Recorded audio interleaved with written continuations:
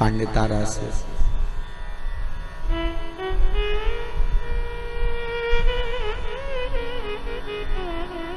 पर शंकर की करुणा कुछ आप पर भी कम नहीं है, जो आप इस मन को लगाकर, हृदय को लगाकर, चित्तवृत्ति को लगाकर भगवान की कथा को सुन रहे हैं। तेरे मंदिर में आना मेरा काम है और मेरी बिगड़ी बनाना तेरा काम।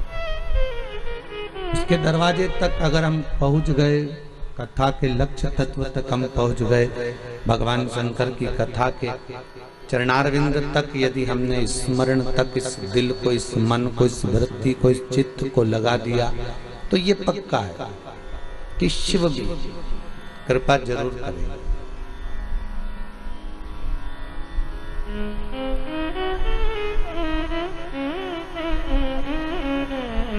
सबसे कठिन है इस मन को भगवान तक लेकर जाना।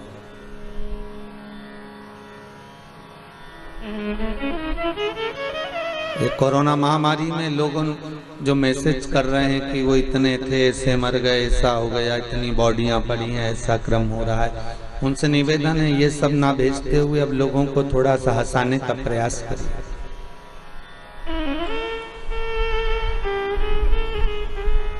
थोड़ी प्रसन्नता की बात करिए कि घर में रहकर हम अपने बुजुर्गों को, अपने घर के बच्चों को, अपने घर के बड़ों को कैसे प्रसन्न रख सकते हैं।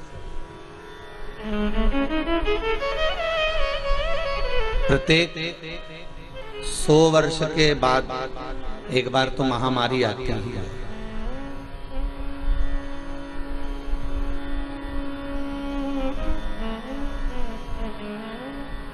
वैज्ञानिक भले कितना भी रिसर्च करते रहे, मेडिकल साइंस भले कितना भी रिसर्च करता रहे, कितने भी आप उड़ान भर लो, कितना भी आप दुनिया भर का झमेला कर लो, पर 100 वर्ष में एक बार योग रहता है ऐसा कि महामारी, इससे पहले की महामारी का तो आपको स्मरण नहीं होगा। कभी अपने घर के बुजुर्गों से पूछना कि एक का संस्कार कर कर आते थे, 4 तैयार हो जाते थे। पूर्व की महामारी ऐसी थी। किसी ने प्रश्न किया है, गुरुजी पूर्व की महामारी इतनी प्रबल थी कि एक का अंतिम संस्कार करा, 4 तैयार हो जाते थे, और अभी तो ऐसी स्थिति नहीं है, बाबा ने कृपा कर रखी है। इसका कारण क्या है? क्या पूर्व जैसी स्थिति अभी रहेगी? शिव महापुराण की कथा कहती है पहले में और अब में अंतर है। एक पूर्व का एक समय कैसा निकला था जिस समय पर लोग केवल अपने कार्य में ही डूबे रहते थे, भगवत भजन कोई नहीं करता था।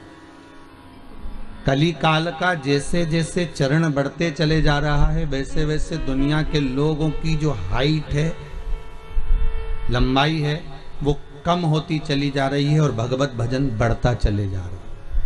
भगवत भजन कम नहीं हुआ है, ये भजन का ही प्रताप है, ये शिव महापुराण का ही प्रताप है, ये राम कथा, कृष्ण कथा, भागवत कथा, गीता महारानी, इन सब का, यज्ञ का, अनुष्ठान का, पुण्य का ही प्रताप है, जो आज भी कोरोना महामारी इतनी थमी हुई है, ना जाने नहीं तो कितनों को निपटा कर चली जाती। ये शिव की ही कृपा है, ये भगवान की ही कृपा और आपका भजन है, आपका विश्वास है, आपका भरोसा है, आपकी दृढ़ता है।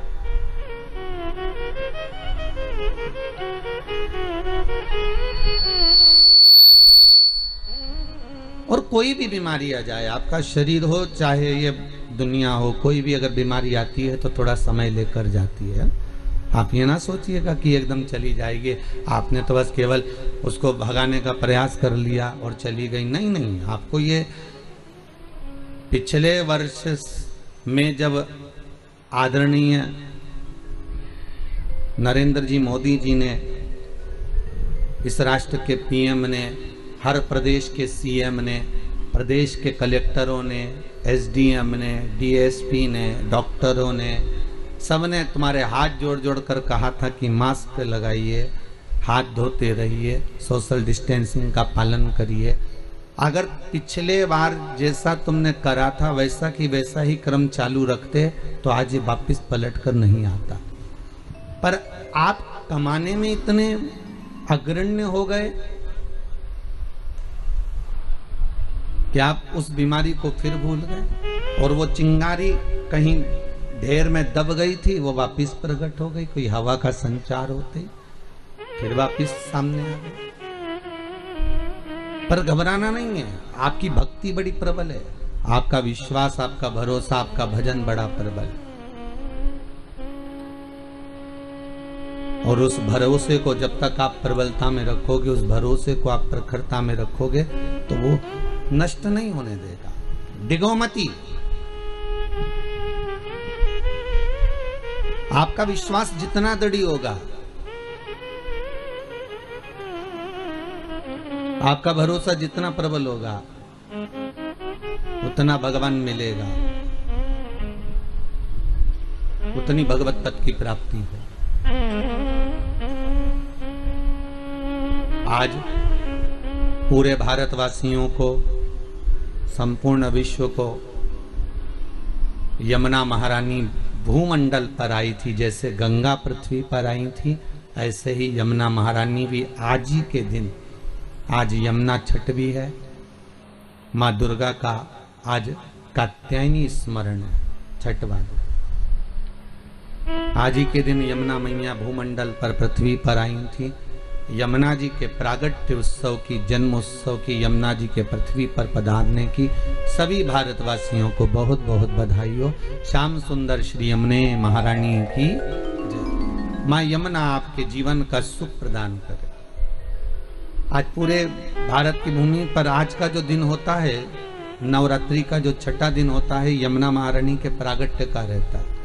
इसलिए छठे दिन के पहले पंचमी, छठ और सप्तमी, ये 3 दिन ऐसे रहते हैं कि इस बीच में जो माता कात्यायनी का दिन होता है और यमुना जी का प्रगट दिवस होता है, इस दिन जैसे एक नदी का संचार भूमंडल पर आता है तो थोड़ा ना थोड़ा प्रत्येक देश में, प्रदेश में चारों तरफ थोड़ा थोड़ा हवा का संचार रहता है। थोड़ा थोड़ा ऐसा लगता है कि मौसम चेंज हो रहा है, पानी के छींटे जैसा रहेगा, थोड़ा हवा का संचार बना रहेगा। ये सब क्रम रहता है, जो नियम बना हुआ है शास्त्रों का वैसा। क्योंकि पटरानी जब यमुना देवलोक से उतर कर इस मृत्यु लोक में आती है तो उसका एक आदर, उसका एक सम्मान, उसका एक सत्कार होता है भूमंडल पर। अच्छा, कितनी विचित्र बात है, कितनी एक उत्साह की बात है कि देवता भी इस पृथ्वी पर आने के लिए तरसते हैं। देवता भी इस भूमंडल पर आने के लिए और ललायित रहते हैं कि हमें पृथ्वी पर जाना है, हमें इस भूमंडल पर जाना है। और प्रत्येक देवता का एक क्रम होता है। जैसे यमुना महारानी जब भूमंडल पर आई तो उन्होंने सूर्य नारायण भगवान से कहा, पिताजी यमुना और यमराज ये दोनों जुड़मा हुए थे माता संध्या के गर्भ से। सूर्य नारायण भगवान की धर्मपत्नी के गर्भ से यमुना और यमराज जुड़मा हुए।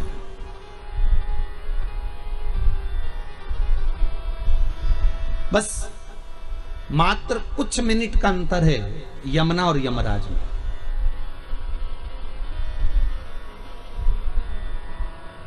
यमुना भी और यमराज भी, ये दोनों जोड़े जुड़वा हुए, कुछ मिनट का अंतर। यमराज और यमुना में केवल कुछ ही मिनट का अंतर। एक दिन यमुना जी ने सूर्य नारायण भगवान से कहा, पिताजी, हे भास्कर देव, हे पिता। माँ की गोद में यमुना जी बैठी हुई थी, उनकी उम्र थी मात्र 4 वर्ष की। कितने वर्ष की थी? मात्र 4 वर्ष की यमुना जी थी। सुंदर माँ यमुना, केश खुले थे और माँ उन केश में कुछ इत्र का भाव लगा रही थी। हम तो कहेंगे उसमें तेल ही लगा रही है संध्या देवी। और इतने में भास्कर देव का उस समय पर आगमन हुआ।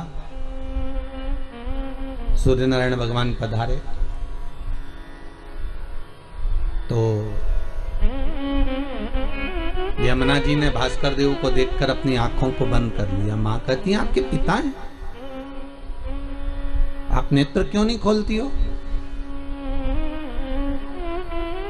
आंखें खोलिए और अपने पिता का दर्शन करिए। यमुना जी ने फिर नेत्र बंद कर लिए, खोल नहीं पा रही है।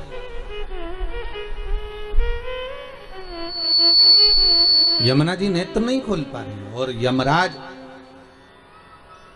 वो भी 4 वर्ष का है, कुछ क्षण की कुछ ही मिनट की मात्र एक दूसरे में विलंब रहा होगा जन्म में। महाराज कालंदी चरित्र जो गाया जाता है, कालंदी चरित्र जो वर्णन किया जाता है, उस कालंदी चरित्र में आता है कि यमुना कुछ ही मिनट की दूरी पर और यमराज आया और यमराज आकर पिता की गोद में सम्मुख में पिता के सामने खड़ा हो जाता है और पिता को निहारता रहता है, दोनों आंखें खोल कर, पर यमुना नेत्र नहीं खोलती है।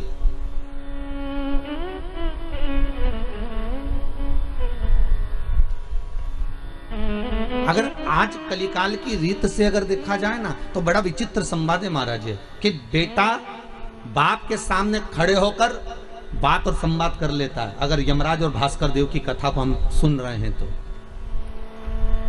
यमराज और सूर्य नारायण की कथा, बाप और बेटे की कथा सुन रहे हैं तो यमराज स्वयं सूर्य नारायण भगवान के सामने खड़े होकर बात कर रहा है। मतलब यह सिद्ध है कि बेटा बाप से बात कर सकता है, बेटा बाप के सामने बोल सकता है, बेटा बाप के सामने चिल्लाकर भी बात कर सकता है, बेटा बाप को आंख भी दिखा सकता है, बाप बेटे से बात संवाद कर सकता है, बाप बेटे को चिल्ला सकता है। ये सामने हो रहा है। पर एक घर की जो बेटी है, घर की जो कन्या है, घर की जो छोटी लाडली पुत्री है, उस बेटी का नियम देखिए कितना प्रबल है कि वो अपने बाप को भी देखकर आंख बंद कर लेती है कि मेरा पिता खड़ा है तो मुझे मर्यादा में रहना चाहिए। मेरा बाबुल खड़ा है, मेरा पिता खड़ा है, तो बेटी मर्यादा में आ जाती है, बेटी मौन हो जाती है, बेटी नेत्र बंद कर लेती है। बेटी अगर पिता बैठे हैं तो वहां से साइड में से निकल कर चली जाएगी। बेटी बाप के सम्मुख में नैन नहीं मिलाएगी, बाप के सामने खड़े होकर जीवान नहीं चलाएगी, बेटी बाप के सामने खड़े होकर अपशब्द नहीं कहेगी। जैसे एक पिता ने अपने बेटे से कहा, बेटा, वो बेटा बुलेट चालू कर रहा था, मोटरसाइकिल चालू कर रहा था, स्कूटर चालू करके जा रहा था, तो पिताजी नाम लगे, ये बेटा इधर आ। क्या है पिताजी? मोटरसाइकिल चालू करी, चालू छोड़कर पिताजी के पास गए, हाँ बोलो, अंदर से 1 गिलास पानी ला दे। बेटे को गुस्सा आ गया, बेटे की तो शादी भी नहीं हुई थी और क्रोध आ गया उसको बहुत थे, और क्रोध आकर अंदर गया, माँ, ओ माँ। माँ बोली, हाँ बेटा। पिताजी में तो बिल्कुल रत्ती भर की अकल नहीं है, मैं गाड़ी चालू करके जा रहा हूं और मुझे बुलाकर कह रहे हैं कि पानी ला दे अंदर से। मम्मी, पापा को पानी दे देना।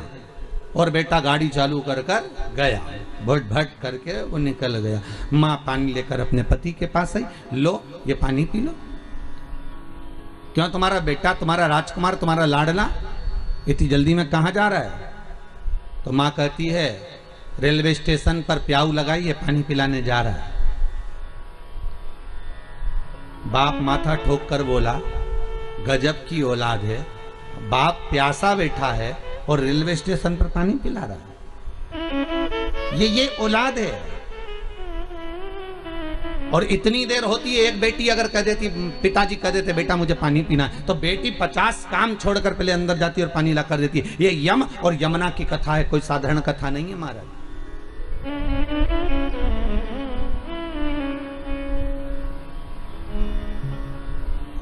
यमुना अपने पिता के सामने नेत्र, संध्या देवी कह रही है, तू नेत्र खोलकर देख, तो नेत्र खोलकर बात तो कर अपने पिता से। नहीं मां, मर्यादा देखिए बेटियों की।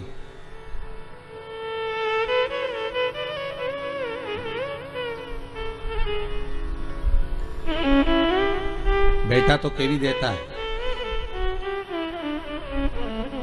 एक बढ़िया शानदार मोबाइल दिला दो पापा,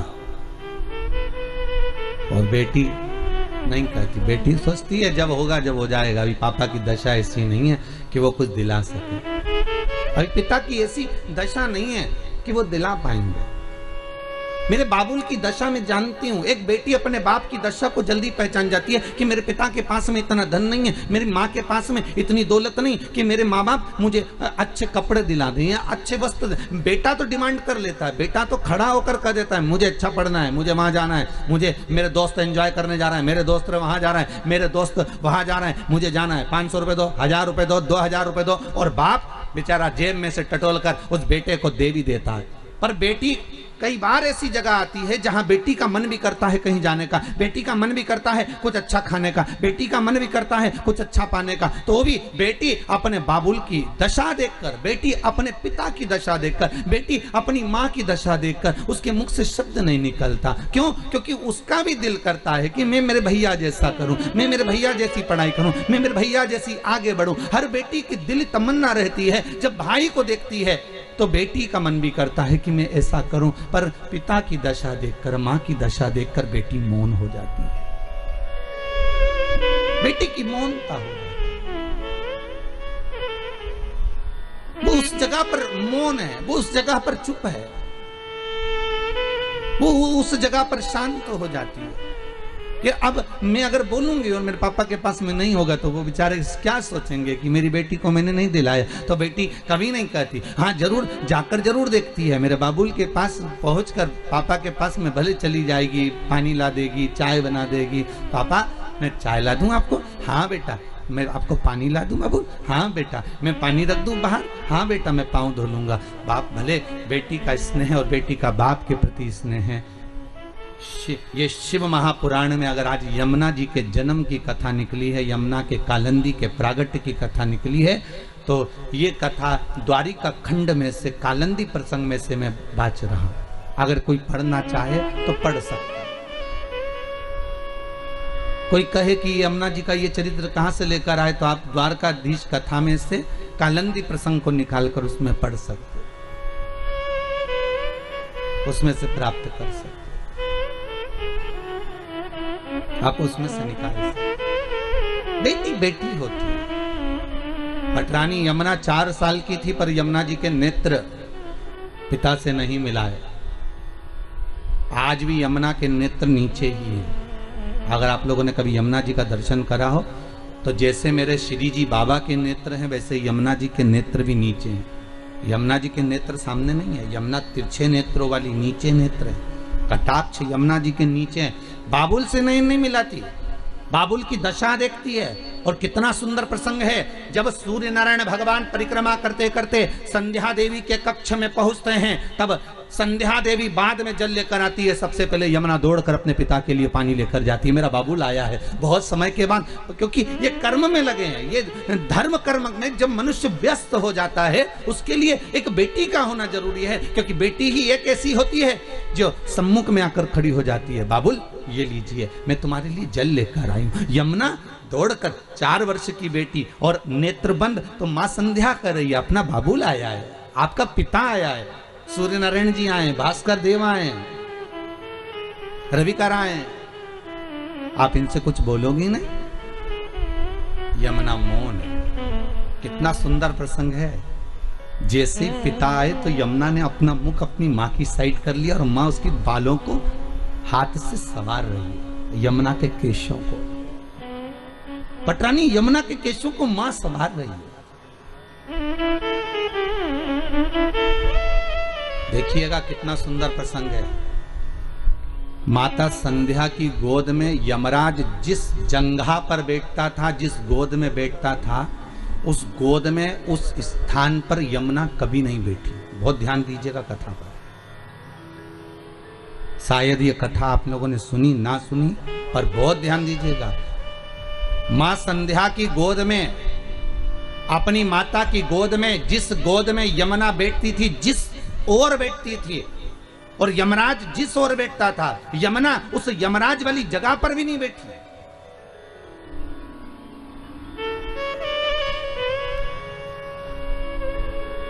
ये बेटी का जीवन है। मम्मी क्या बनाया तुमने? भजिया बनाया। भुजिया बनाया? अच्छा। मम्मी क्या बनाया तुमने? मैंने थोड़ा सा मालपुआ बनाया। मालपुआ? तो मम्मी भाई के लिए ले जाऊं? भाई को दे दूं? रसोई घर में से दौड़ दौड़ कर बेटी सबको परोसती है, सबको लाकर देती है, सबको खिला देती है। आखिरी में वो घोल मालपुए का कम पड़ जाता है तो माँ कहती है ले तू भी बैठ जा, मम्मी अब बना लो, अपन दोनों साथ खाएंगे। और जब मालपुआ मात्र 2 बनते हैं तो माँ कहती है तुझे भी खा लेना था, सबने 3-3 4-4 खाया, तेरे पास में एक ही आया। बेटी कहती है माँ भाई ने खा लिया ना, पिता ने खा लिया ना, अपन दोनों को एक आया, कोई बात नहीं, अगली बार फिर मालपुआ बना लेंगे, फिर खा लेंगे। बेटी का हृदय, बेटी का दिल है, बेटी का दिल। जिनके घर में बेटी नहीं होती वो बड़े खुश होते हैं कि मेरे घर में बेटा ही बेटा है, बेटी नहीं है। हम बड़े भाग्यशाली हैं, हमारे घर में बेटा है, बेटी नहीं है। हम कहते तुम्हारे बराबर दुनिया में कोई कंगाल नहीं होगा,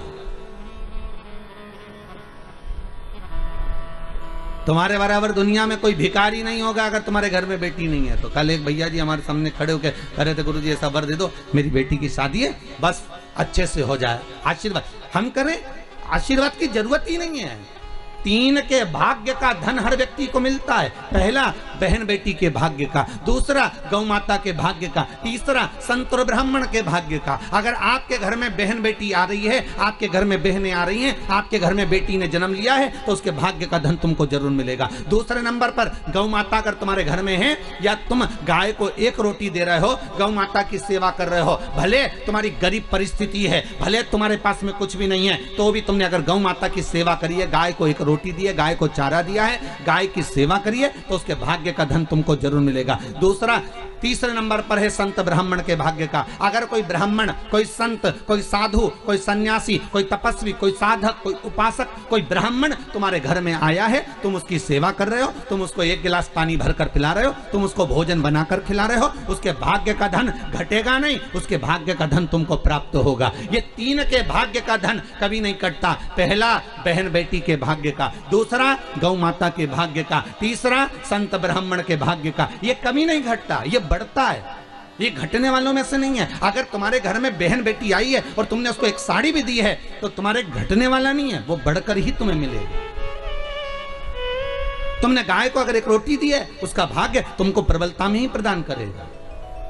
किसी संत ब्राह्मण को अगर आपने 1 गिलास पानी पिलाया, 1 अन्न का दाना खिलाया, 1 भोजन कराया, तो उसका पुण्य आपको प्रबलता में प्राप्त होगा, वो घटेगा नहीं। ये घटने वालों में से नहीं है कि घट जाएगा, ये प्रबलता में प्राप्त हो जाएगा।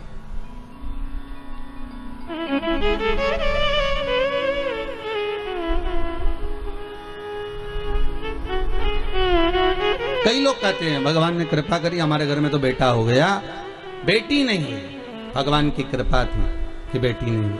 हम कहते हैं किस्मत वाले नहीं हो, भाग्य बेकार है आपका अगर तुम्हारे घर में बेटी नहीं है तो।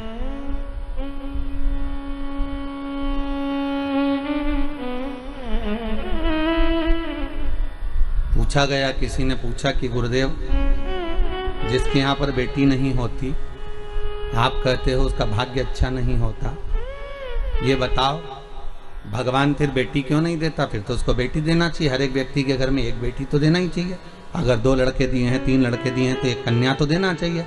हमने कहा गरुड़ पुराण में लिखा है कि बेटी भगवान जान करके नहीं देता है, क्योंकि 94 तरह के नरक में से एक नरक ऐसा है जो कन्यादान करने वाले ही छूट पाते हैं। जिसने कन्यादान नहीं करा होता उस व्यक्ति को उस नरक में पटका जाता है, और सबसे लंबा समय उसी नरक में पटका जाता है जो कन्यादान का होता है। तो भगवान भी सोच कर देता है कि इसको अगर नरक भेजना है थोड़ा बहुत, तो मतलब भले इसने पुण्य करा, भले सारे सत्कर्म करे, पर कन्यादान नहीं करा, तो भगवान कहता है इसके एक रास्ता नरक का खुला हुआ है, इसको नरक थोड़ा सा तो भोगना ही पड़ेगा क्योंकि कन्यादान नहीं करा।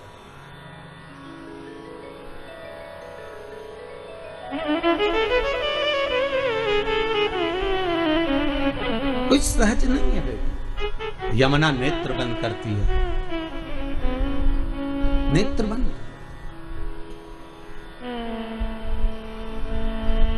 मां कह रही है यमराज सूर्य नारायण की गोद में जाकर बैठे हैं, तुम नहीं बैठोगी जाके? यमुना कहती है माँ भैया बैठा है ना, मुझे जाने की जरूरत नहीं है, मैं नहीं जाऊंगा। माँ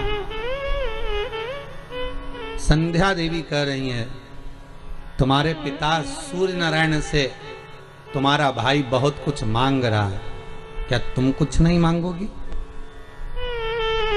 यमुना कुछ तो मांग लो। यमुना कहती है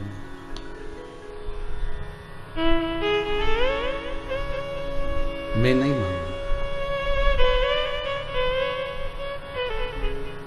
12 वर्ष की यमुना जी हो गई।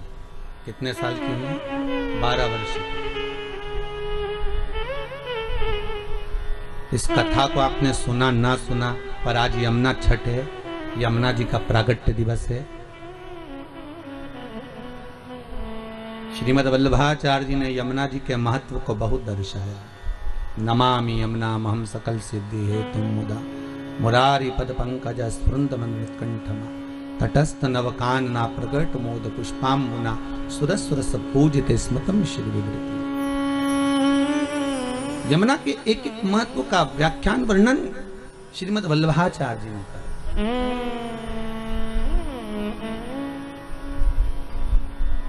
12 वर्ष की यमुना जी हो गई। बेटी छोटी में भी त्याग करती है। अगर भाई भोजन करने बैठा है तो माँ बेटे को अच्छा दे देती है, बेटी को थोड़ा कमजोर दे देती है। कपड़े दिलाने लेकर जाएगी तो बेटे को अच्छा दिला देगी, बेटी को थोड़ा कमजोर दिला देगी। पिता, बेटा छोटा है और बेटी अगर बड़ी है तो बेटे को 2 बिस्कुट के पैकेट ज्यादा दिलाएगा, टॉफी ज्यादा दिलाएगा, बड़ी बेटी को थोड़ा कम दिलाएगा। गम कितना खा रही है बेटी? यमुना गम कितना खा रही है?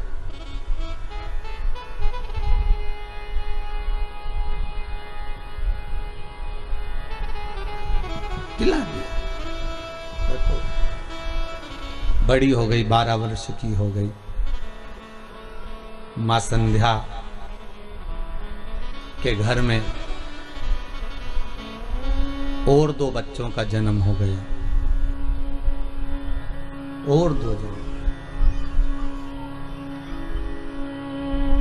ताप्ती और शनि। एक लड़की और हो गई। क्या नाम था? ताप्ती और शनि। पूरी दुनिया में केवल एक ही नदी ऐसी है जिसके अंदर हड्डियां ले जाकर डाल दो तो 20 मिनट के अंदर गल जाती है, वो ताप्ती नदी है। 20 मिनट में हड्डियां गल जाती है, ताप्ती। 2 बेटी, एक बेटी और एक बेटा और हो गया, शनि महाराज और ताप्ती। यमुना 12 वर्ष की। 12 वर्ष आज मौन थी। ताप्ती ने पूछ लिया। ताप्ती बोली, यमुना तू बहुत मौन रहती है, कुछ बोलती क्यों नहीं है? तेरे मन में क्या है? तो कुछ तो बोल।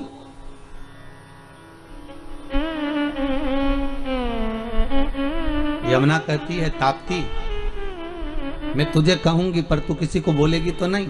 ताप्ती कहती, नहीं नहीं मैं नहीं बोलूंगी, बता अच्छा क्या बात है, तू बोल क्या कहना चाहती है। और धन्य है यमुना, धन्य धन्य। हरि खम्मा हमारी यमुना मां झांकी अलबेली। धन्य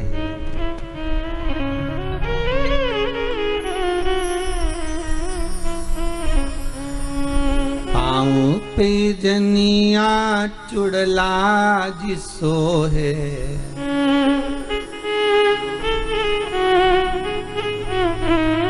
शीश चुनर मोरी माँ झांकी अलबेली। हरि खम्मा हरी यमुना माँ झांकी आलबेली। धन्य है यमुना, तू धन्य।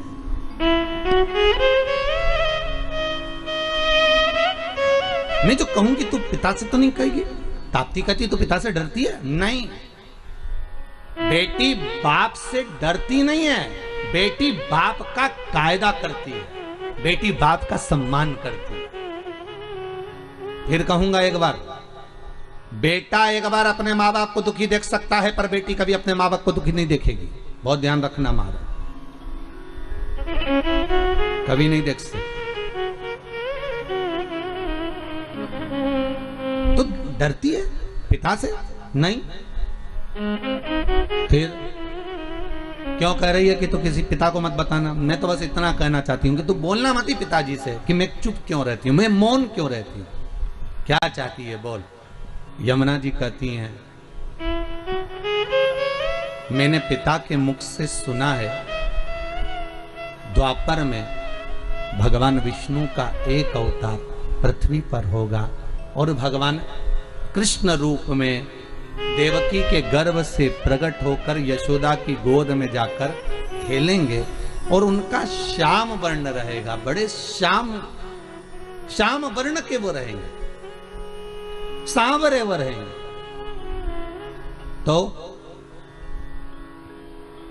फिर दिक्कत क्या है तेरे को? तू क्या चाहती है? यमुना जी कहती हैं, बस मन में वही श्याम की मूर्ति समा गई है, अब उस सांवरे को मुझे अपना बनाना है। पर दिक्कत एक हो गई है, क्या? कि सांवरे श्याम है और मैं बड़ी सुंदर गौरी।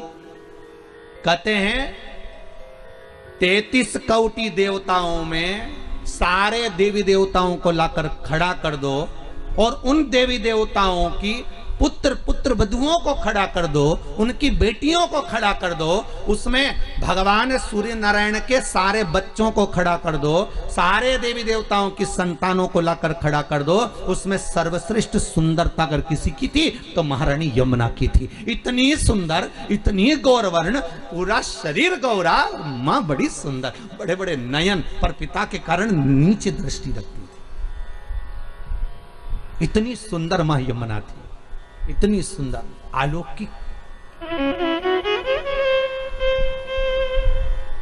कहते हैं मां यमुना के चेहरे पर जब केश आ जाते थे तो कहें स्वयं ताप्ती नदी आकर, स्वयं ताप्ती मां आकर कहती थी, जीजी ये केश थोड़ा सा सवार ले, तो घनी सुंदर लगती है।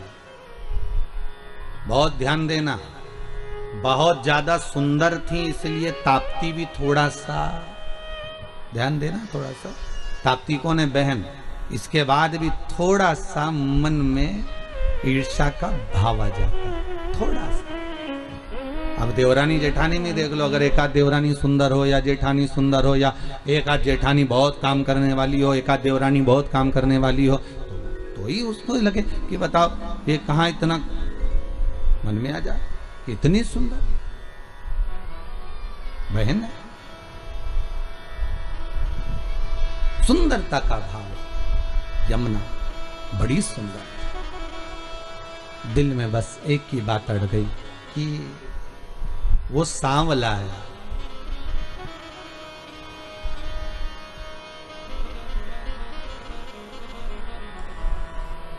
एक हमारी माँ, हमारी अम्मा, हमारी माता जी शादी में एक गीत गाती थी बन्ना बन्नी में, वो हमको याद आता है कभी कभी यमुना जी के प्रसंग में। मैया मन में यही पछतावना, बन्ना बन्नी में हमारी माँ गाया करती, तो हमको थोड़ा सा याद है कि मैया मन में बड़ा पछतावना, मैं गोरी रही बरसावरा, बन्नी काहे करे पछतावना, तेरी मैया गोरी री पिता सांवरा। हमारी माँ गाया करती है। तो शायद यमुना जी का प्रसंग वही वर्णन कर रहा है कि मैं इतनी गोरी, मैं इतनी सुंदरवान, और मैं जिसको स्नेह करती हूँ, जिसको मैं अपना द्वापर में जाकर बनाना चाहती हूँ, वो सांवरा है। मेरे पिता कह रहे हैं कि वो श्याम वर्ण का है, वो सांवरा है।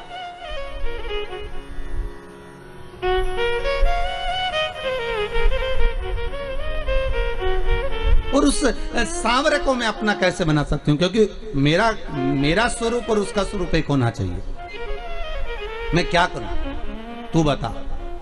तब ताप्ती ने बड़ा सुंदर भाव कहा, एक काम कर, कृष्ण को पाने के लिए बहुत सुंदर संवाद तुलसीदास जी ने भी लिखा है। जब तक तुम्हारे हृदय में शंकर नहीं बैठेगा, तुलसीदास जी कहते हैं, तब तक तुम राम कथा में प्रवेश नहीं कर सकते।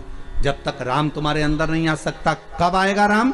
जब तुम शंकर की कथा में प्रवेश करोगे। राम कब मिलेंगे? जब तुम शिव कथा में प्रवेश करोगे। कृष्ण कथा कब मिलेगी? जब तुम शंकर की कथा में प्रवेश करोगे। इसलिए राम कथा की शुरुआत तुलसीदास जी, वाल्मीकि बाबा शंकर की कथा से करते हैं, और श्रीमद् भागवत की शुरुआत वेद व्यास जी शिव कथा से करते हैं, शंकर की कथा से शुरुआत करते हैं। भागवत जी को भी उठाकर देखिए, शिव की कथा प्रथम में आएगी, फिर बाद में सारी कथा चालू होगी। राम कथा को उठाकर देखिए, शिव कथा प्रथम में आएगी, इसके बाद रामचरितमानस चालू होगी। विष्णु पुराण उठाकर देखिए, सबसे पहले शंकर का प्रसंग आएगा। अगर हमें जिस देवता की आराधना करना है, स्वयं देवी भागवत, नवरात्र में अगर आप देवी भागवत पढ़ रहे हो, नवरात्र में अगर देवी भागवत को सुन रहे हो, तो देवी भागवत का भी स्मरण करोगे तो सबसे पहले शंकर की कथा आएगी। सारी पुराणों में सबसे पहले शंकर को लाकर दिया गया। क्यों? क्योंकि शंकर की अगर कथा में तुम प्रवेश कर गए, शंकर का स्नेह तुमने पा लिया, शंकर का अनुमोदन अगर तुमने कर लिया, शिव स्मरण में अगर तुम डूब गए, तो तुम्हें जिस देवता का तुम भजन कर रहे हो उसको पाने में देरी नहीं लगेगी, वो मिल जाएगा। पर दुनिया इतनी विचित्र है कि सारे देवता को रिझाना पसंद करती है, शंकर के पास बाद में जाती है। और बाद में कब जाएगी? जब कोई बीमार पड़ गया, किसी का एक्सीडेंट हो गया, कोई बहुत ज्यादा बेकार हालत में पड़ गया, तब पंडित जी को फोन लगा के बोलेंगे महामृत्युंजय का पाठ कर दो। पंडित जी मन में सोचे, ये तो कभी शंकर जी के नहीं रिझाती थी, ये कभी तो शंकर का नाम नहीं लेती थी, ये शंकर का कभी भजन नहीं करती थी। सारे मंदिर गई पर शिव जी के मंदिर कभी नहीं गई, कभी एक लोटा पानी नहीं चढ़ाया, कभी शंकर का अनुमोदन नहीं करा, और उल्टा कहती थी कि हम शंकर का प्रसाद नहीं लेते, और उल्टा कहती हम शंकर के मंदिर नहीं जाते। बताओ, अब एक तरफ तो ये कहे कि शंकर के मंदिर नहीं जाऊं, प्रसाद नहीं लो, और आज जब दुख की घड़ी आई तब शिव याद आ गया, तब शंकर याद आया। तो भी शंकर के मन में अभिमतता नहीं। शंकर कहते हैं भले बाद में आया तो मेरे करीब में। और भागवत कहती है पहले शंकर का अनुमोदन करिए, राम कथा कहती है पहले शंकर का अनुमोदन करो, शिव महापुराण की कथा कहती है शंकर का अनुमोदन करो। तो ताप्ती ने भी सूर्य नारायण भगवान से पूछ लिया, पिताजी आप जब सारी दुनिया में प्रकाश फैलाते हो, आपका शरीर जब इतना तपता होगा तो शीतलता कौन देता होगा? तब शंकर भगवान ने तुरंत कहा, जब कोई भक्त एक लोटा पानी लेकर शंकर पर चढ़ाता है और वो शंकर का चढ़ा हुआ जल गोल जलाधारी से निकल कर चरण से सबसे